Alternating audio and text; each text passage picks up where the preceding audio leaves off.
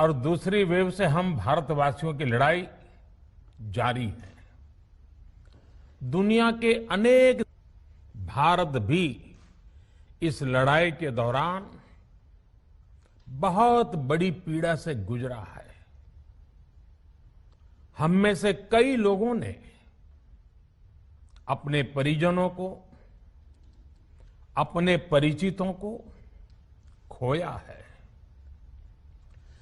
ऐसे सभी परिवारों के साथ मेरी पूरी संवेदनाएं हैं।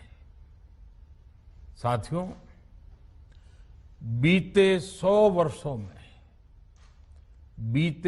वर्षों में आई ये सबसे बड़ी महामारी है, त्रासदी है।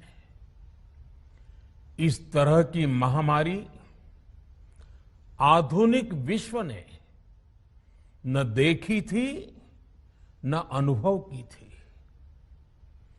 इतनी बड़ी वैश्विक महामारी से हमारा देश कई मोर्चों पर एक साथ लड़ा है।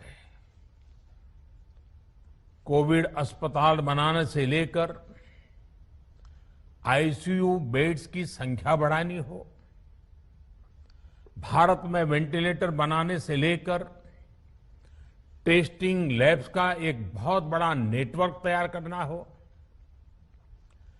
कोविड से लड़ने के लिए बीते 1.25 साल में ही देश में एक नया हेल्थ इंफ्रास्ट्रक्चर तैयार किया गया है।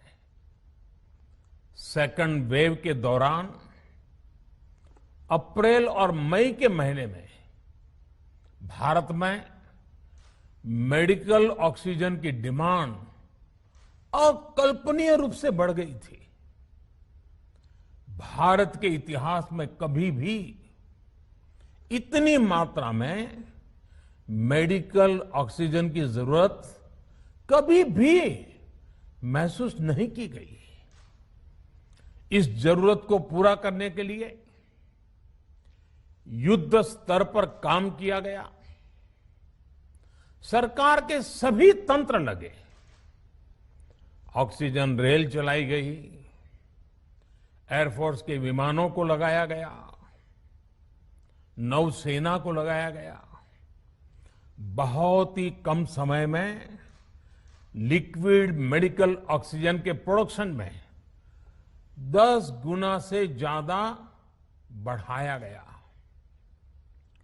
दुनिया के हर कोने से, जहां कहीं से भी जो कुछ भी उपलब्ध होने का भरसक प्रयास किया गया, लाया गया।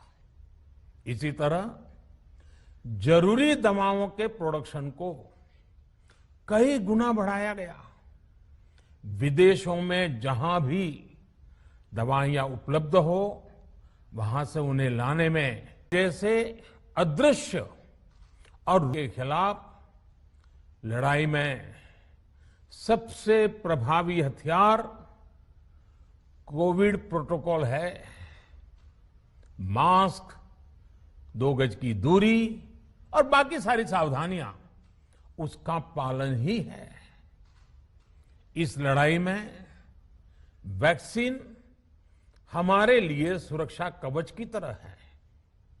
आज पूरे विश्व में वैक्सीन के लिए जो मांग है, उसकी तुलना में उत्पादन करने वाले देश और वैक्सीन बनाने वाली कंपनियां बहुत कम है, इन्हीं गिनी हैं। कल्पना करिए कि अभी हमारे पास भारत में बनी वैक्सीन नहीं होती तो आज भारत जैसे विशाल देश में क्या होता। आप पिछले 50-60 साल का इतिहास देखेंगे तो पता चलेगा कि भारत को विदेशों से वैक्सीन प्राप्त करने में दशकों लग जाते थे। विदेशों में वैक्सीन का काम पूरा हो जाता था, तब भी हमारे देश में वैक्सीनेशन का काम शुरू भी नहीं हो पाता था।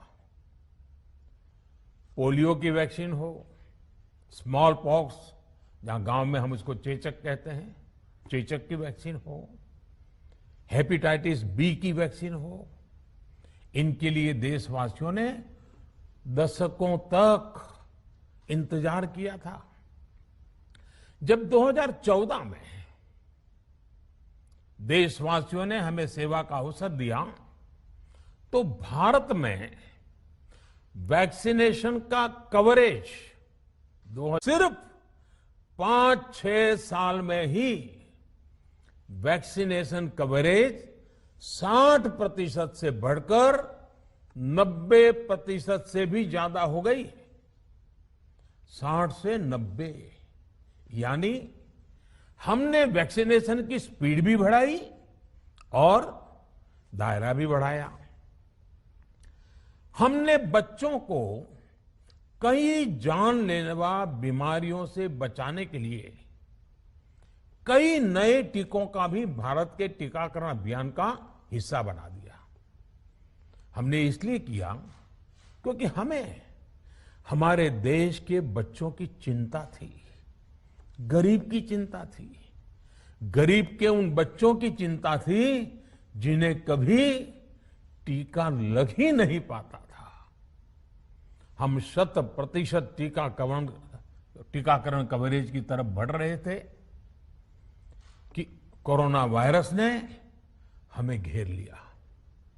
देश ही नहीं, दुनिया के सामने फिर पुरानी आशंकाएं घिरने लगी कि अब भारत कैसे इतनी बड़ी आबादी को बचा पाएगा। लेकिन साथियों, जब नीयत साफ होती है, नीति स्पष्ट होती है, निरंतर परिश्रम होता है, तो नतीजे भी मिलते हैं। हर आशंका को दरकिनार करके भारत ने 1 साल के भीतर ही एक नहीं बल्कि 2 made in India vaccine launch कर दी। हमारे देश ने, देश के वैज्ञानिकों ने ये दिखा दिया कि भारत बड़े बड़े देशों से पीछे नहीं है। आज जब मैं आपसे बात कर रहा हूं, तो देश में 23 करोड़ से ज्यादा वैक्सीन की डोज दी जा चुकी है। 23 करोड़।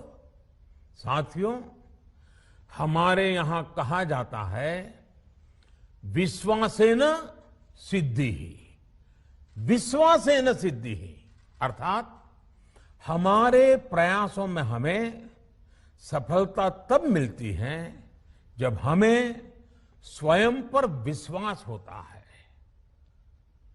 हमें पूरा विश्वास था कि हमारे वैज्ञानिक बहुत ही कम समय में वैक्सीन बनाने में सफलता हासिल कर लेंगे। इसी विश्वास के चलते जब हमारे वैज्ञानिक अपना रिसर्च वर्क कर ही रहे थे, तभी हमने लॉजिस्टिक्स और दूसरी तैयारियां शुरू कर दी थी। आप सब भली भांति जानते हैं कि पिछले साल, यानी 1 साल पहले, पिछले साल अप्रैल में जब कोरोना के कुछ ही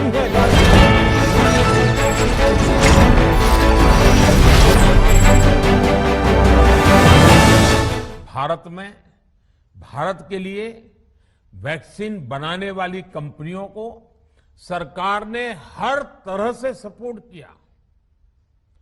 वैक्सीन निर्माताओं को क्लिनिकल ट्रायल में मदद की गई, रिसर्च और डेवलपमेंट के लिए जरूरी फंड दिया गया।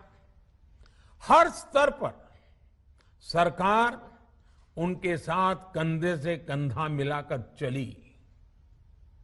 आत्मनिर्भर भारत पैकेज के तहत मिशन कोविड सुरक्षा के माध्यम से भी उन्हें हजारों करोड़ रुपए उपलब्ध कराए गए। पिछले काफी समय से देश लगातार जो प्रयास और परिश्रम कर रहा है, उससे आने वाले दिनों में वैक्सीन की सप्लाई और भी ज्यादा बढ़ने वाली है। आज देश में 7 कंपनियां विभिन्न प्रकार की वैक्सीन का प्रोडक्शन कर रही है। 3 और वैक्सीन का ट्रायल भी एडवांस स्टेज पे चल रहा है। वैक्सीन की उपलब्धता बढ़ाने के लिए दूसरे देशों की कंपनियों से भी वैक्सीन खरीदने की प्रक्रिया को तेज किया गया है। इधर हाल के दिनों में कुछ एक्सपर्ट्स द्वारा हमारे बच्चों को लेकर भी चिंता जताई गई है। इस दिशा में भी 2 वैक्सीन का ट्रायल तेजी से चल रहा है। इसके अलावा अभी देश में एक नेजल वैक्सीन पर भी रिसर्च जारी है। इसे सिरिंज से न देकर नाक में स्प्रे किया जाएगा।